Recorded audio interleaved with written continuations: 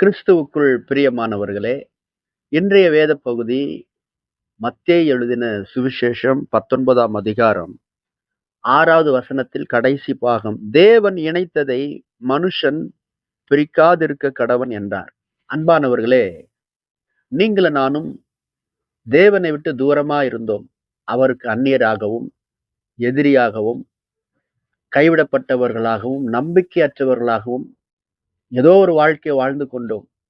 ஆனாலும் அவருடைய அன்பு, அவருடைய இரக்கம் நம்மேல் வெளிப்பட்டதினால், நம்மை தேடி வந்து அவருடைய சொந்த இரத்தத்தினாலே நம்மை கழுவி, நமக்கு பாவ மன்னிப்பை கொடுத்து, அவரோடு இணைத்து விட்டார். இன்றைக்கு இயேசுவின் சரீரத்தின் அவயங்களாக நீங்களும் நானும் இருக்கிறோம்.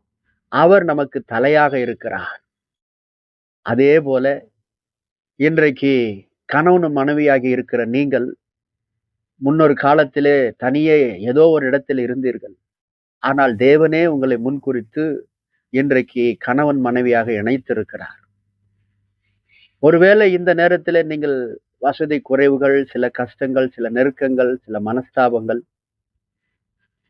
சில கருத்து வேறுபாடு கூட இருக்கலாம், சில சந்தேகங்கள் கூட இருக்கலாம்.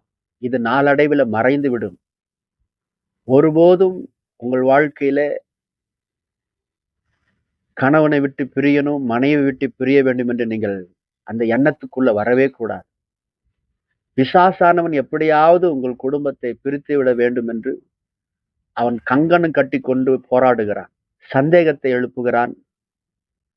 கஷ்டங்களை காட்டி, நீ தவறான துணையை தெரிந்து கொண்ட, இது தேவனுடைய சித்தம் இல்ல, நீ இந்த நபரை விட்டு போய்விடு, உனக்கு நல்ல வாழ்க்கை அமையப் போகிறது என்று சொல்லியெல்லாம் உங்களை எப்படியாவது வஞ்சித்து உங்கள் குடும்பத்தை பிரித்து நாசமாக்க அவன் போராடி கொண்டிருக்கிறான்.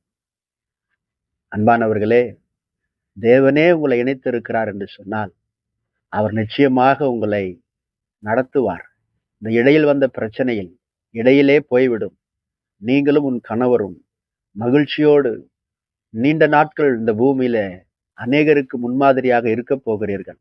விசுவாசத்தோடு, இயேசுவே, நீர்தான் இந்த குடும்பத்தை ஏற்படுத்தினீர், எங்களை நீர்தான் நடத்த வேண்டும் என்று ஒப்புக்கொடுங்கள். எனக்கு இன்னும் திருமணம் ஆகவில்லையே, எப்பொழுது திருமணம் நடக்கும் என்று யோசித்துக் கொண்டிருக்கிற, கவலைப்பட்டு கொண்டிருக்கிற சகோதரனே, சகோதரி, உனக்கு ஏற்கனவே கர்த்தர் துணையை ஏற்படுத்தி வைத்திருக்கிறார்.